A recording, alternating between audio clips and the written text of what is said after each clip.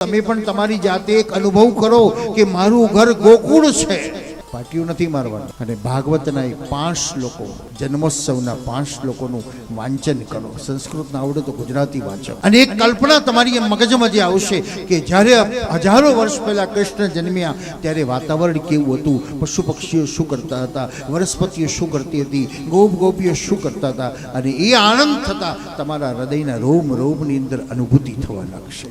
તમારું ઘર ગોકુળ બની જશે, તમે યશોદાના ભાવ બની જશો અને સ્વયં એ નંદ નંદન તમારી સામે આવેલા દેખાશે. કરવું શું એ જ ખબર નથી, કેવી રીતે કરવું એ આપણને ખબર નથી. અને મેન્ટેલિટી બધાની એવી હોય છે કે મારું જ કામ ચાલે એટલે બધાને ગોર ગોરો ફેરવ્યા કરે તો જ મારું કામ ચાલે ને.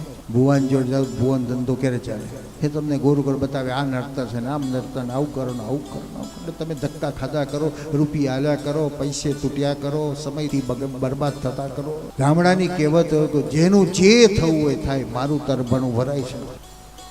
ને દુનિયાને સત્યને જાણો, તમે સત્યને સમજો અને પામવાનો પ્રયત્ન કરો.